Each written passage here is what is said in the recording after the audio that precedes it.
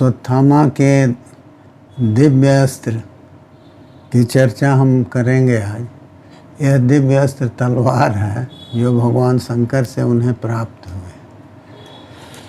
कथा प्रसिद्ध है, आप सब जानते हैं कि अश्वत्थामा पिता द्रोण के वध से बहुत ही व्याकुल थे, क्योंकि वो निशस्त्र थे। उन्होंने शस्त्र छोड़ दिया था जिस समय धृष्टद्युम्न ने उनका वध किया।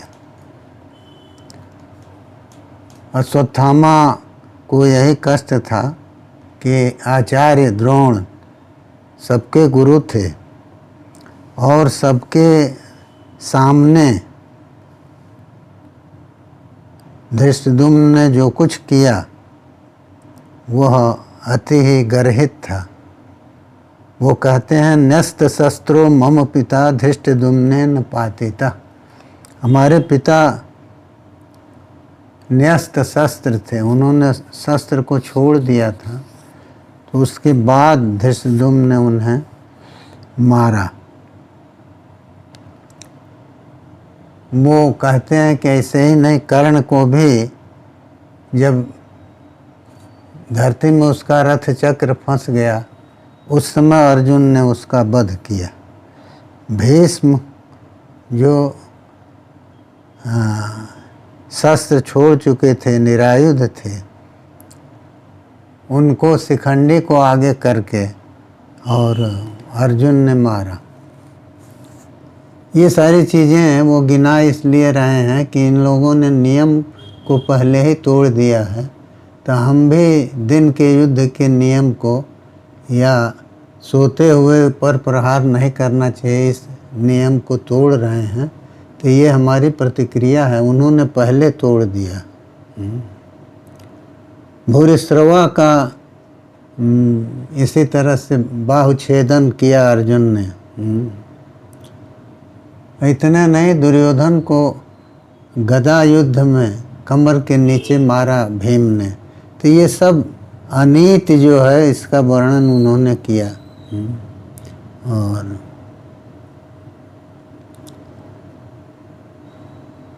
कहा कि ये सब कुछ हमने देखा है, तो हमको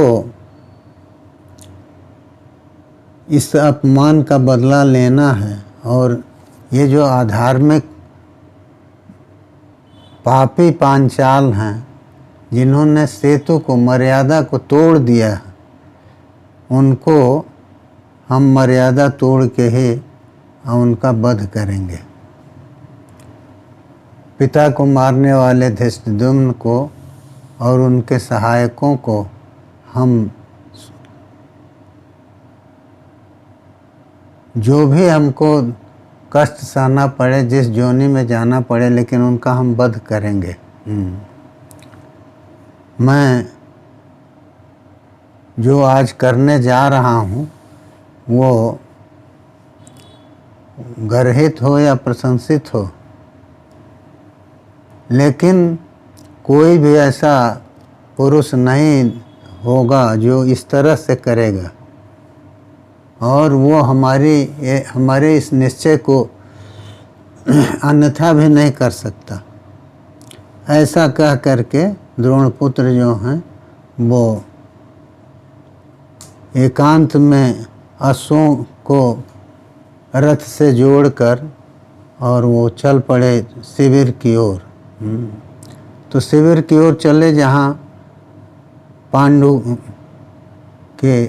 का सैन्य शिविर था, पांडवों का, और वहाँ द्रौपदी के पुत्र, पांडव लोग तो वहाँ नहीं थे, लेकिन द्रौपदी के पुत्र और धृष्टद्युम्न ये सब लोग वहीं थे। धृष्टद्युम्न संजय से धृतराष्ट्र पूछते हैं कि किस लिए वो रथ से गए। तो अश्वत्थामा तो अति क्रुद्ध थे, उनको पिता के वध की स्मृति आ रही थी, तो उन्होंने उन दोनों से, कृपाचार्य से और कृतवर्मा से, इसका माने सहायक के रूप में उन दोनों को लिया और उनकी वाणी का भी सहयोग लिया।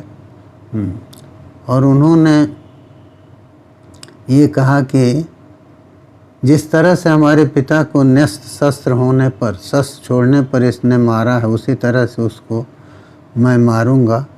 और ये सब कह के वो शिविर के द्वार पर तो गए, लेकिन वहाँ जाने पर विचित्र स्थिति हुई। वहाँ पर जो है कृतवर्मा और कृपाचार्य से सलाह मशविरा करके और अश्वत्थामा क्रोध से शिविर के द्वार पर गए। ये लोग पहले रुक गए, तो वहाँ उन्होंने अत्यद्भुत दृश्य देखा। वहाँ वो देखते हैं कि एक साथ तो ये सब ये गए तीनों, लेकिन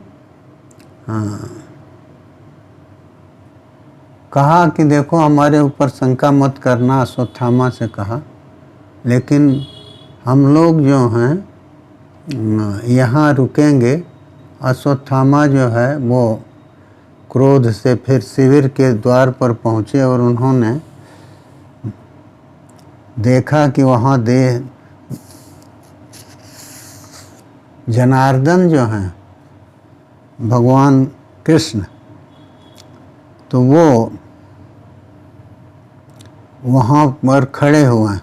और रूप उनका क्या है, तो बसानम चर्म वैयाघ्रम, व्याघ्र का चर्म धारण किए हुए हैं और महारुधिर जम, और अत्यंत लोहित से रक्त है शरीर उनका। काले रंग का कपड़ा ऊपर से वो धारण किए हुए हैं और नाग यज्ञोपवीतिनम, और सर्प का यज्ञोपवीत है। और भुजाएं उनकी बहुत बड़ी बड़ी हैं और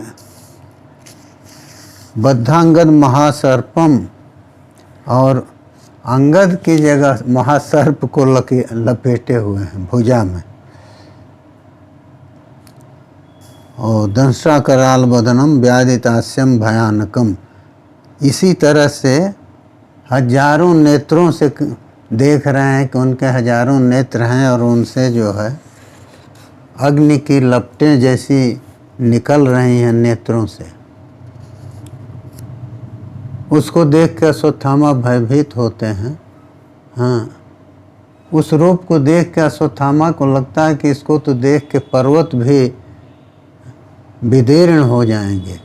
उनकी नासिका से और कानों से और उन हजारों आँखों से बहुत बड़ी बड़ी लपटें निकल रही हैं। उन तेज की किरणों से शंख चक्र गदाधारी हजारों ऋषिकेश उत्पन्न हो रहे हैं। तो वो अत्यंत अद्भुत दृश्य उन्होंने देखा और लोक भयंकर दृश्य था, लेकिन अश्वत्थामा भयभीत नहीं हुए। उन्होंने दिव्य अस्त्रों का प्रयोग करना शुरू किया। द्रोण अश्वत्थामा के द्वारा प्रयोग किए गए सभी अस्त्र वो महापुरुष जो हैं वो लील गए, अग्रसत दिया। जैसे समुद्र में जल के वेग जो हैं वो कुछ कर नहीं पाते, समुद्र को व्यथित नहीं कर पाते, उसी तरह से अश्वत्थामा के अस्त्रों से उस महापुरुष के ऊपर कोई प्रभाव नहीं पड़ा। तो उन्होंने रथ शक्ति का प्रयोग किया, जिसमें से अग्नि की ज्वाला निकल रही थी, वो भी निष्फल हो गई। उसके बाद उन्होंने और भी बहुत से दिव्य अस्त्रों का प्रयोग किया। जैसे बिल से सर्प निकलते हैं, उसी तरह का प्रयोग उन्होंने किया बाणों के द्वारा। फिर दिव्य खड्ग का प्रयोग किया, लेकिन उसको भी उन्होंने उसी तरह से नष्ट कर दिया जैसे बिल जो है नकुल, बिल में नकुल प्रवेश कर जाता, माने कोई असर उनके ऊपर नहीं हुआ, वो अस्त्र भी उनमें समा गया। इसके बाद द्रोणी जो हैं द्रोणपुत्र, वो अपनी गदा को ज्वलंतिम गदाम प्राहिणोत दिया है कि जलती हुई गदा को फेंके, तो उससे भी उस महापुरुष के ऊपर कोई असर नहीं हुआ, उस गदा को भी वो लील गए। तब कोई अस्त्र न रहने पर इधर उधर अश्वत्थामा देख रहे थे, तो उनको ये दिखाई पड़ा कि संपूर्ण आकाश में चतुर्भुज जनार्दन व्याप्त है। तो ये देखिए, इस नियत से अश्वत्थामा गए हैं बाल वध के लिए और रात में अनैतिक युद्ध के लिए गए हैं, फिर भी उस समय ये भगवान का अनुग्रह है, हजारों रूप में जनार्दन उनको दिखाई दे रहे हैं। तो उन्होंने निरायुध हो चुके थे, सभी अस्त्र उनके निष्फल हो चुके थे, तो अति संतप्त हो करके और उन्होंने फिर कहा कि कृपाचार्य ने कहा था, उनकी बात सही निकली कि सोए हुए पर और राजाओं पर, स्त्रियों पर, माता पर, गुरु पर, इन सब पर प्रहार नहीं करना चाहिए। मत्त, उन्मत्त, प्रमत्त जो सुप्त हैं, तो उनको शस्त्र उनके ऊपर प्रयोग नहीं करना चाहिए। तो फिर भी हमने उनके गुरु के उपदेश को नहीं माना, तो जब आया इस रास्ते पर, उत्पथ पर आया, तो हमारी ये गति हुई है। तो इस हमारी जो दुष्ट मति है, उसी के कारण ये हमको पराभव मिल रहा है। तो ये स्पष्ट है कि हमारा दुर्दैव उदित हुआ है, उसी के कारण ये सब हुआ है। तो मैं अब भगवान शंकर की शरण में जाऊंगा और इस अदृष्ट का समन उन्हीं से करने की प्रार्थना करूंगा, क्योंकि वो आशुतोष हैं, तो वो जल्दी से ही प्रसन्न हो जाएंगे। तो ऐसा सोच करके उन्होंने अत्यगात देवांस तपसा विक्रमेण च, तो वो तप से भगवान शंकर को प्रसन्न करने के लिए प्रयास करने लगे। ऐसा संजय कहते हैं धृतराष्ट्र से कि इस तरह से सोच करके द्रोणपुत्र ने रथ से उतर कर, क्योंकि रथ से गए थे, तो रथोपस्थात देवेशम प्रणतः स्थितः, तो देवेश भगवान शंकर की को उन्होंने प्रणाम किया और स्तोत्र उनकी स्तुति किया है। तो स्तुति करने के बाद उन्होंने ये कहा है कि इमाम चेदापदम घोराम तराम मध्य सुदुष्कराम सर्वभूतोपहारेण भक्षे जक्षे हम शुचिना शुचिम। कहते हैं कि यदि मैं इस घोर आपत्ति को पार कर जाता हूँ आपकी कृपा से, तो सर्वभूतोपहार से आपका जजन करूँगा। सर्वभूतोपहार का मतलब क्या है कि इस तरह की बलि दूंगा जिसमें सभी भूतों का की बलि होगी। तो उन्होंने आत्म बलि देने का ही निश्चय कर लिया। तो जैसे उन्होंने निश्चय किया यही, तो उनके सामने जोगात सुकर्मणः पुरस्तात् कांचनी वेदी प्रादुरासेन महात्मा, ये पुण्य था उनका कि उन्होंने जो दृढ़ निश्चय किया, तो उनके निश्चय को जान करके अजोगात सुकर्मणः, उनके सुकर्म के योग से, जो पुण्य कर्म थे उनसे एक स्वर्ण वेदिका वहीं सामने आई है। वेदी जिस पर हवन किया जाएगा, तो सुवर्ण वेदी आई है। वो दिया है प्रादुरासीन महात्मन। वो प्रकट हो गई है उस वेदी में। चित्रभानु माने अग्नि भी उत्पन्न हो गई है, और इतनी ज्वाला थी उस वेदी में की अग्नि में कि दिशाएं सभी की सभी दीप्तिमान हो रही थी। और उस वहाँ भगवान शंकर के गण बहुत संख्या में उत्पन्न हुए, जिनके मुख और नेत्र एकदम दीप्ति वाले थे। नैक पाद सिरो भुजा, उनके अनेक पैर, अनेक सिर, अनेक भुजाएं थी। रत्न चित्रांगद धरा, रत्न और विचित्र अंगद धारण किए हुए थे भुजाओं में। समुद्यत करास तथा, और उनका हाथ उद्यत था, उठाए हुए थे। द्वीप शैल प्रतीक आशा प्रादुरासन महागण, और वो पर्वत के आकार के थे। इस तरह के महागण उत्पन्न हुए हैं।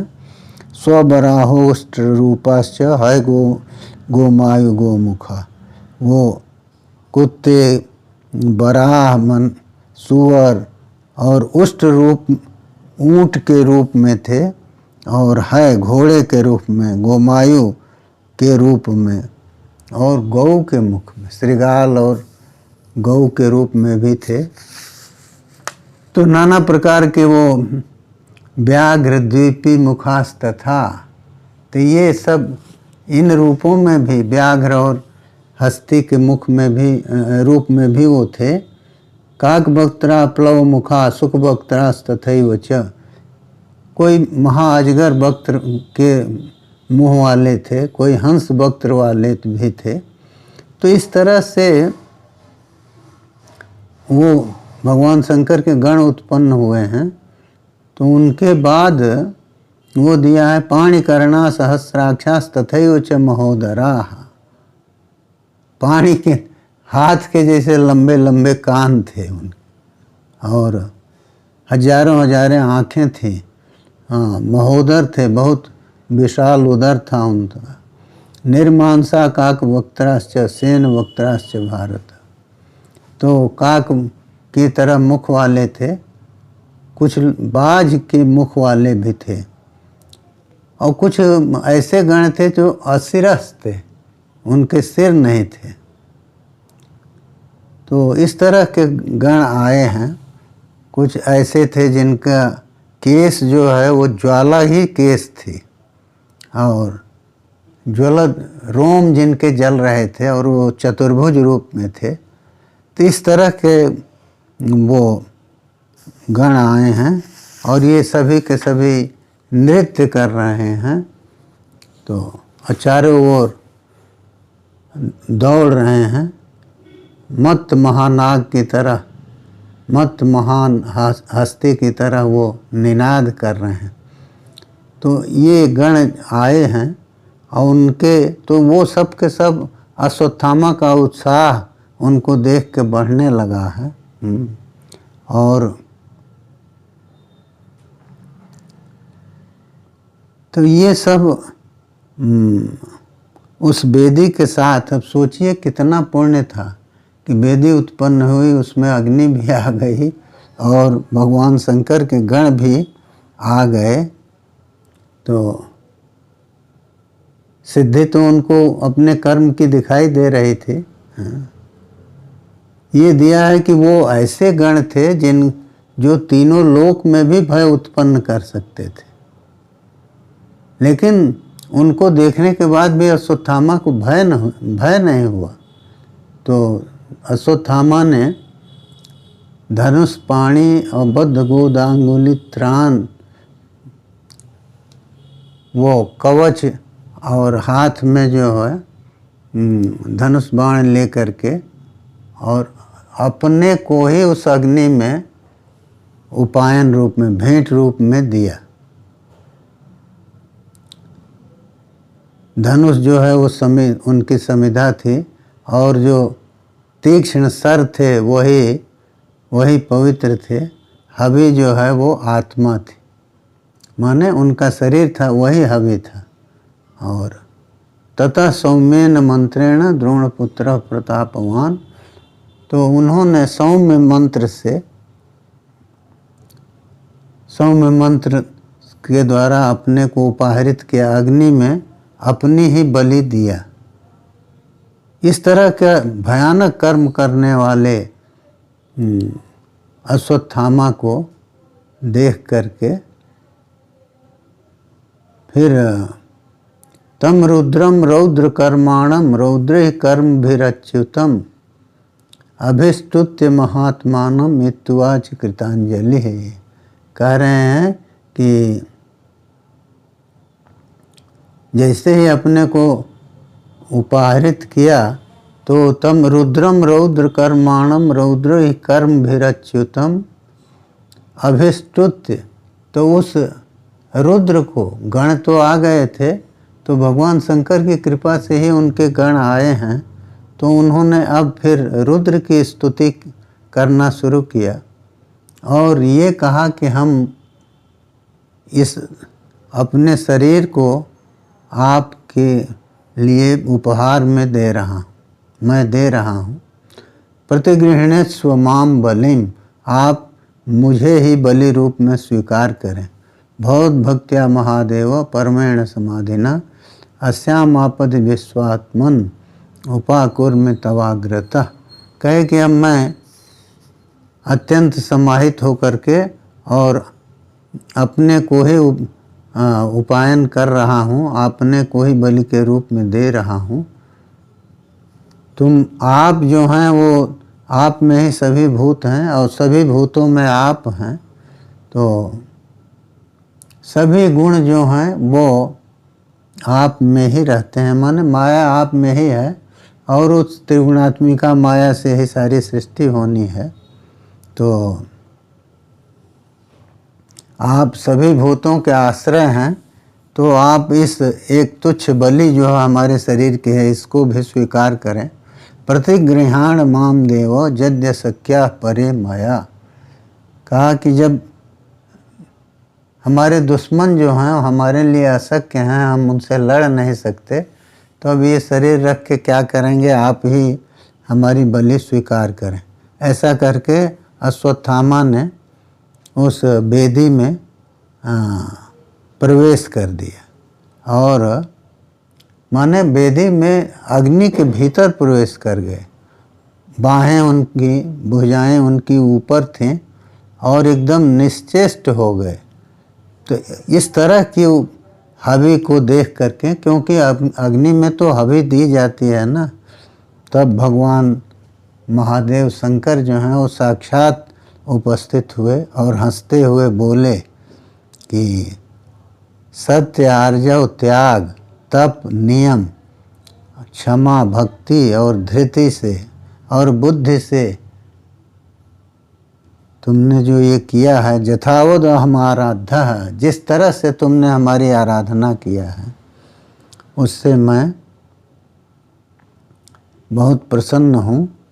और कहे कि देखो हमारा कृष्ण से अन्य कोई प्रिय नहीं है, कोई प्रिय नहीं है।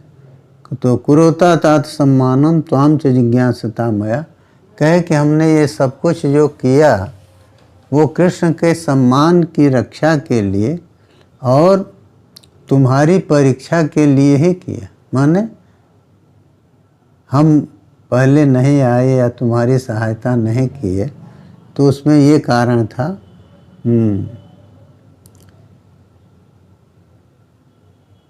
कहे कि पांचाला सहसा गुप्ता माया से बहुसह कृता। कृष्ण के सम्मान में हमने पांचालों की रक्षा किया और बहुत प्रकार की माया दिखलाया। अविभूतास्तु कालेन नैषा मध्यास्ति जीवितम। किंतु अब इस समय जो है उनका जीवन समाप्त हो चुका है, वो काल से अभिभूत हो गए हैं, तो अब वो काल को प्राप्त होंगे। तो अब तक तो हमने उनकी रक्षा किया, लेकिन अब उनकी रक्षा नहीं होनी है। आविवेश ददौ चास्मयी विमलम खड्ग मुत्तमम। तब भगवान शंकर ने किया क्या कि वो अश्वत्थामा में उनका आवेश आ गया। जैसे भूत किसी के ऊपर आविष्ट हो जाता है, वैसे अश्वत्थामा में उनका आवेश हो गया और उन्होंने विमल खड्ग तलवार अश्वत्थामा को दिया। अथाविष्टो भगवता भूयो जज्वाल तेजसा। अब जब भगवान का आवेश हो गया तो और तेज से अश्वत्थामा ज्वलित हो गए, दीप्त हो गए। और वेगवांश्चा भवत युद्धे देव श्रेष्ठेन तेजसा, और अत्यंत वेग से वो जो कि देव श्रेष्ठ तेज था, भगवान शंकर का तेज जो है उनको प्राप्त हुआ, तो उससे युद्ध में अत्यंत वेग से वो प्रवृत्त हुए। और उतना ही नहीं है, उनके पीछे तम अदृश्यानि भूतानि रक्षांसि च समाद्रवन, उनके पीछे न दिखाई पड़ते हुए अदृश्य भूत और राक्षस उनके चारों ओर शत्रु के शिविर की ओर अश्वत्थामा जब जा रहे हैं तो वो भी उनके साथ चले गए। मानो साक्षात जैसे वो महादेव के साथ जाते हैं वैसे वो गए। और जब द्रोणपुत्र इस तरह से चले गए तो कृपाचार्य और कृतवर्मा भोजश्च भयार्तौ न व्यवर्तताम, वो भय से भयार्त थे तो वो लौटे नहीं।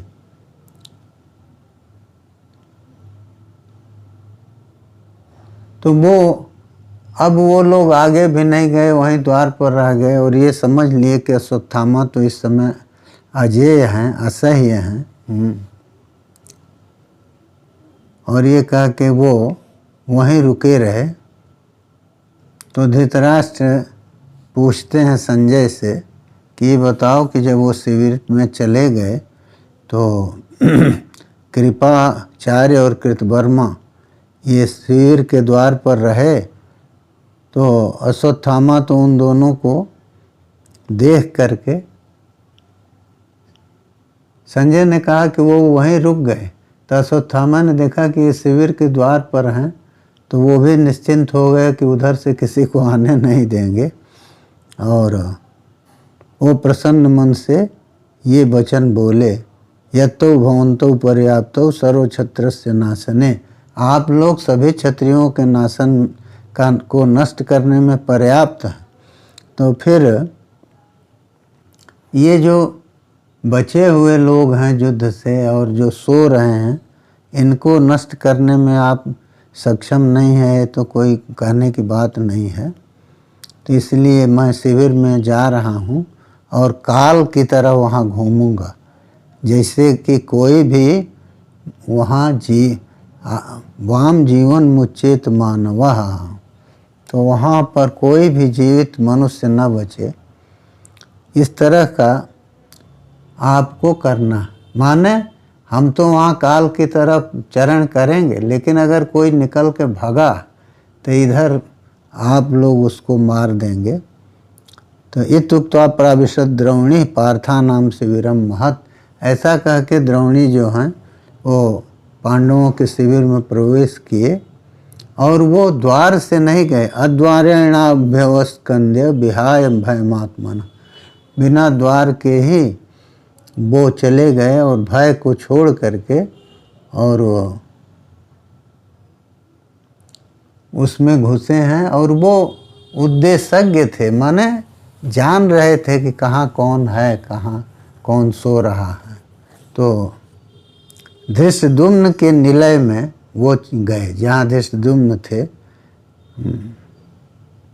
और धृष्टद्युम्न आदि जो हैं वो बहुत बड़ा युद्ध लड़े थे। तो वो लोग, धृष्टद्युम्न तो सेनापति थे पांडवों के ना, तो वो थके हुए थे, सोए हुए थे। तो इसीलिए वो सो रहे थे। तो अश्वत्थामा ने उसमें प्रवेश करके और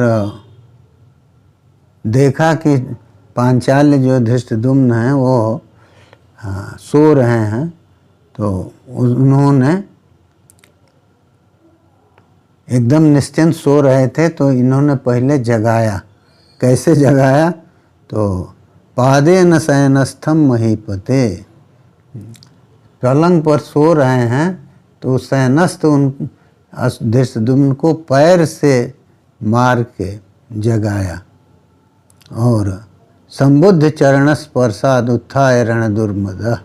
तो जब चरण का स्पर्श हुआ है तो उससे वो उठे हैं धृष्टद्युम्न। अभ्यजानाद में आत्मा द्रोणपुत्रम महारथम। तो वो लेकिन वो तो समझ गए कि द्रोणपुत्र आए हुए हैं। तो जैसे ही वो शयन से उठना चाहे तो अश्वत्थामा ने उनका केस पकड़ के और पाणिभ्याम निष्पिपेश महितले, उनका बाल पकड़ के और दोनों हाथों से उनको जमीन पर गिरा दिया। अब देखिए अश्वत्थामा को तो भगवान शंकर का आवेश हो गया है, तब उस शक्ति के सामने धृष्टद्युम्न कहाँ टिक पाएंगे। तो उन्होंने दोनों हाथों से उनको जमीन पर गिरा दिया और सबलम तेन निष्पिष्ट साधु सेन च भारत। तो वो सबल तो थे अश्वत्थामा और उन्होंने गिराया और फिर भय से इनका बल जो है और कम हो गया और निद्रा थी। निद्रया चयो पांचाल्यो नासकत चेष्टुतम तद। तो भय था और निद्रा का असर था और भगवान शंकर का बल तो उनको था ही, तो इसलिए वो थोड़ा भी चेष्टा भी नहीं कर पाए। और फिर उन्होंने उनके ऊपर पैर रख करके, कहाँ रखा, कंठे चोरसी, कंठ पर, गले पर और वक्षस्थल पर, दोनों जगह पर पैर रखा। नदंतन विस्फुरंतन च पशुमारम अपार है। अब वो खूब चिल्ला रहे हैं, उनको पशुओं की तरह खूब पीटा और तुदन अस्त्रेस्तु द्रवणिम नाति व्यक्तम उदाहरत। तो वो तुदन नखस्तु, वो नाखूनों से काट रहे थे अश्वत्थामा को, लेकिन वो कुछ और नहीं कर पाए। तब उन्होंने कहा है धृष्टद्युम्न ने कि हे आचार्य पुत्र, आप शस्त्र से हमको मार दीजिए, अब देर मत करिए, क्योंकि ऐसा करेंगे आप तो सुकृतियों के लोक को हम प्राप्त होंगे। गच्छे, लेकिन एव मुक्ता तो वचनम वीरराम परंतप। इतना ही बोल पाए। सूतः पांचाल राजस्य आक्रांतो बलिना भृशम। तो बलवान थे अश्वत्थामा। इसके बाद धृष्टद्युम्न कुछ बोल नहीं पाए, तो उनकी अव्यक्त जो वाणी थी उसको सुन करके और द्रोणाचार्य के पुत्र ने कहा कि आचार्य घाति नाम लोका न संति कुल पांच। कहे तुमको कौन लोक मिलेगा, तुमने आचार्य का वध किया है, वो भी निशस्त्र हालत में, तुमको कोई लोक नहीं मिलना। इसलिए तुम शस्त्र के द्वारा तुमको निधन नहीं मिलना। एवं रुमाणस्तम वीरम सिंहो मत्तमियोद्वीपम मर्मस्व अभ्यवधित क्रुद्ध पादाष्ठील सुदारुण। तो इसलिए उनको मर्म स्थानों में, जैसे वक्षस्थल पर, ऐसे मर्म स्थानों में उन्होंने पैर से ही मारा, पैर की एड़ी से। और इतना वो चिल्ला रहे थे कि सभी स्त्रियां और जो कुछ उनके रक्षक थे वो सब के सब जग गए धृष्टद्युम्न के चिल्लाने से। तो लेकिन अति मानुष विक्रम वाले अश्वत्थामा को देख करके वो भयभीत हो गए। भूत में वा विध्यवस्यंतो नस्म प्रब्राहरण भयात। तो वो उनको भूत समझ करके ही और भय से कोई प्रहार नहीं कर पाए। और इस तरह से उन्होंने पैरों से ही मारते हुए उन जमक्षय को उनको भेज दिया, माने जमलोक भेज दिया। अध्यतिष्ठत तेजस्वी रथम प्राप्य सुदर्शनम। और उसके बाद वो अपने रथ पर आकर के बैठ गए। सतस्य भवनाद राजन निष्क्रम्य नादयन दिशा। अब फिर उनके भवन से निकले धृष्टद्युम्न के। और फिर रथे नसिमिरम प्राया जिघांसुर द्विशतो बलि, और वहाँ से फिर वो पांडवों के जहाँ द्रौपदी के पुत्र सो रहे थे उधर की ओर आए। तो वहाँ वो चले तो उनके जाने के बाद रक्षियों के साथ स्त्रियां जो हैं वो बहुत रोते चिल्लाते निकली हैं। और उन्होंने जब देखा कि धृष्टद्युम्न मारे गए तो बहुत शोकाकुल थी। और सभी क्षत्रिय जो हैं वो भी शोकाकुल थे। तो उनके स्त्रियों के रुदन से सब लोग जो हैं वो सावधान हो गए और ये सोचने लगे, वीर क्षत्रिय सब भी थे, कि ये क्या हो रहा। स्त्रियस्तु राजन वित्रस्ता भारद्वाजम निरीक्षता अब्रून दीन कंठे न क्षिप्रमा द्रवते थी। वही तो वो तो केवल स्त्रियां दीन कंठ से इतने बोल रही थी कि जल्दी दौड़ो, राक्षसो व मनुष्यो व नैनम जानी महे भयम। ये राक्षस है कि मनुष्य है इसको हम लोग नहीं जान रहे हैं।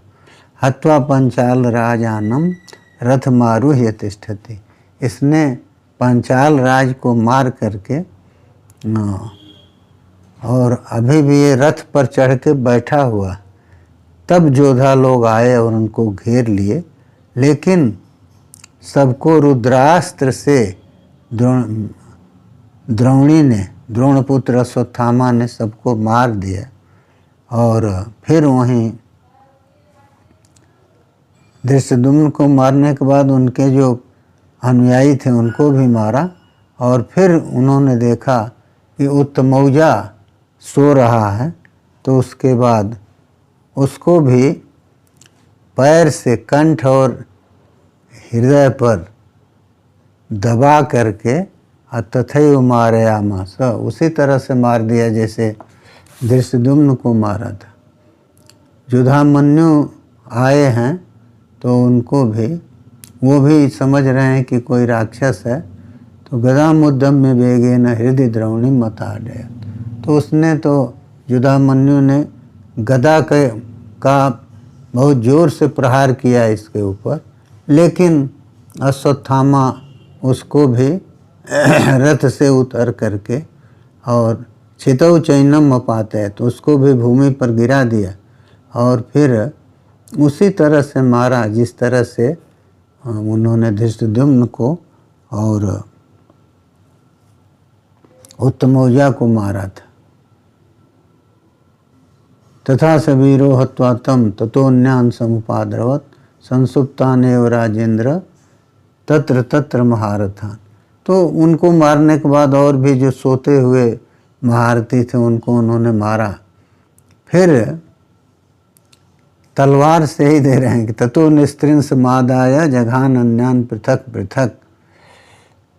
अपने तलवार से उन्होंने, जो भगवान शंकर ने उनको दिया था उससे उन्होंने अलग अलग योद्धाओं का वध किया।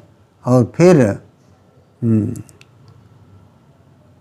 सेना के बीच में जो रक्षक सो रहे थे उसी शिविर में, जो थके हुए थे उनका भी वध किया है। तो इस तरह से केवल योद्धाओं का ही नहीं, अश्वों का, हाथियों का, ये उसी तलवार से ही वध किया। भगवान शंकर की दी हुई तलवार है और भगवान शंकर का आवेश है। नहीं सोचिए, हाथी को और घोड़ों को मारना तलवार से ही, लेकिन वो मार रहे हैं, अमोघ तलवार है। तो विस्फुरद्विष्ट तैर्द्रोणीर निस्त्रिंसस्योद्यमेन च आक्षेपणेन चैवास्य त्रिधा रक्तोक्षितो भवत।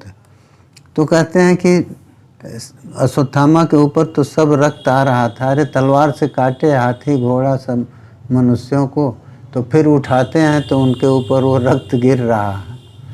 और जो रक्त हाथी घोड़ा या मनुष्यों को मारने से निकल रहा है वो भी उनके शरीर पर आ रहा है। तो ये दे रहे हैं कि वो पूरा का पूरा रक्त से एकदम सन चुके थे, रक्त में एकदम मानो नहाए हुए हैं। तो उनको तो राक्षस मान के लोग भय से नेत्रों को बंद कर लेते थे और वो काल की तरह शिविर में घूम रहे थे। उसके बाद उन्होंने द्रौपदी के पुत्रों को और अन्य क्षत्रियों को भी देखा, तो वो महारथी थे द्रौपदी के पुत्र। तो धृष्टद्युम्न को जब सुना कि वो मार दिए गए हैं, तो फिर उन्होंने शरभ्रातरे भारद्वाजम अभीतवत, बिना डरे हुए भारद्वाज जो द्रोण पुत्र हैं उनके ऊपर प्रहार करना शुरू किया।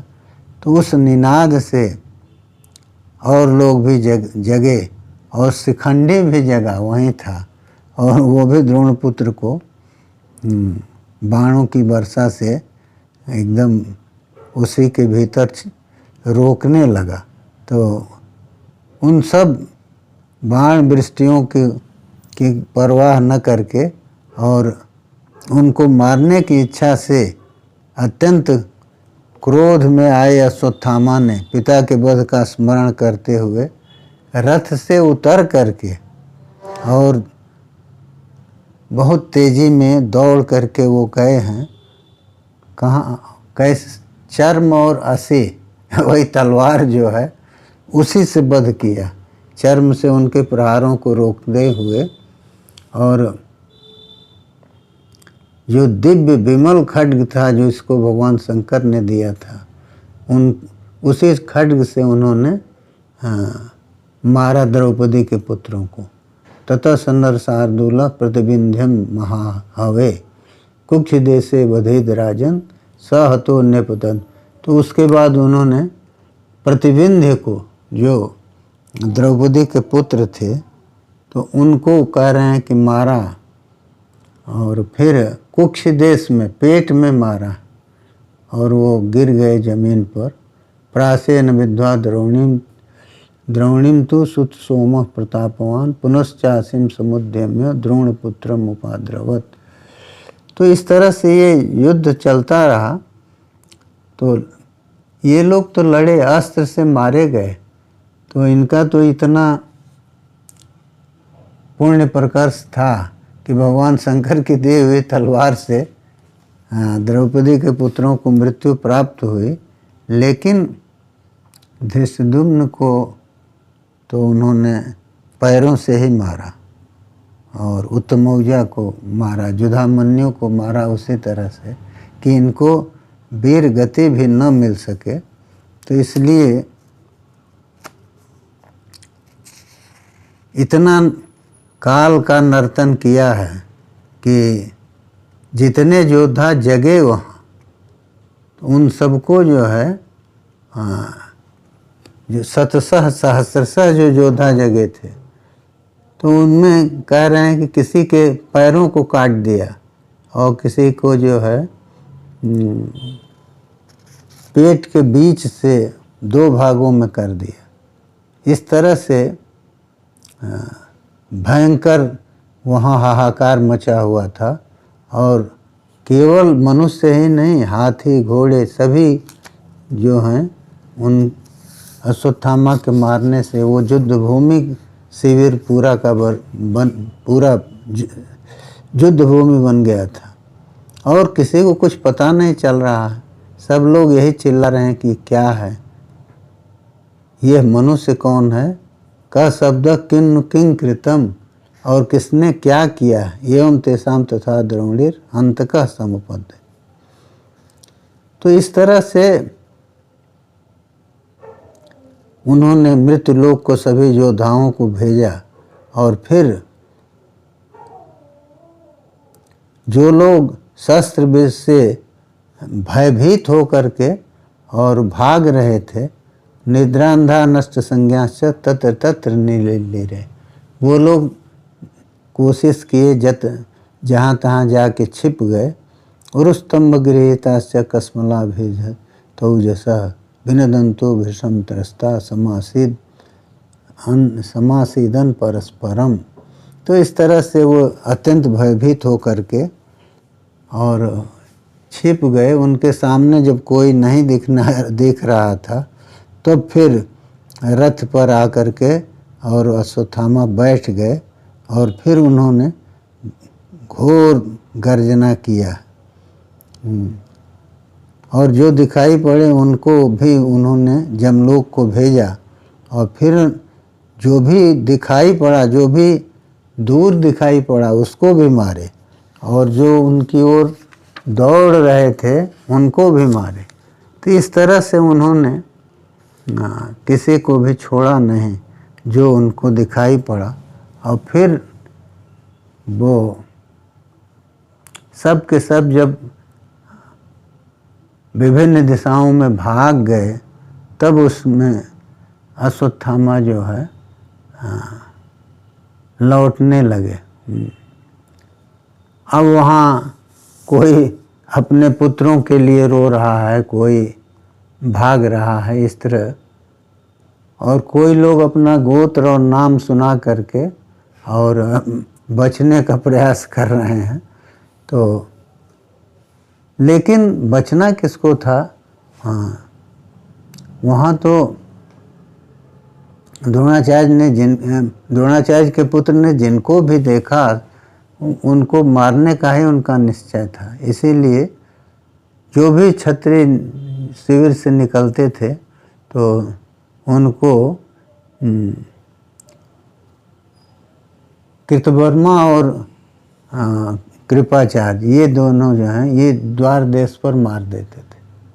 तो ये विश्रस्त यंत्र कवचान मुक्त केशान कृतांजलिन, तो देखिए वो विश्रस्त कवच हैं, जोड़े हुए हैं, फिर भी उनको लोग छोड़ नहीं रहे, रो रहे हैं, फिर भी किसी को, उन दोनों ने भी नहीं छोड़ा। इसीलिए शिविर के बाहर कोई निकल नहीं सका। तो इस तरह से उन्होंने द्रोणाचार्य के पुत्र अश्वत्थामा का प्रिय ही किया। और अब उसके बाद क्या किया कि शिविर में 3 जगह आग लगा दिया। तथा प्रकाशे शिविरे खड्गे न पितृनंदन अश्वत्थामा महाराज व्यचरत कृत हस्तवत। तो 3 जगह जब इन लोगों ने, कृपाचार्य और कृतवर्मा ने आग लगा दिया, तो उसके प्रकाश में तलवार लेकर के खड्ग हस्त अश्वत्थामा घूम रहे थे, और जो कोई वीर आ रहा था उनको, या जो दौड़ रहा है उसको भी मार रहे थे। तो इस तरह से खड्ग से ही, अब सोचिए इतना बड़ा धनुर्धर, ब्रह्मास्त्र भी जिसके पास है, वो सारा खेल केवल तलवार से कर रहा है। तो इसलिए ये भगवान शंकर का जो तेज आहेत था, उनमें भगवान शंकर का जो आवेश था, उससे ये सब कर्म उन्होंने किया। और इस तरह से उनके अतिमानुष कर्म को देख करके सबको ये हुआ कि ये तो कोई राक्षस है, मनुष्य नहीं है। तो इस तरह का कर्म वो केवल पिता की मृत्यु का बदला लेने के लिए उन्होंने किया, और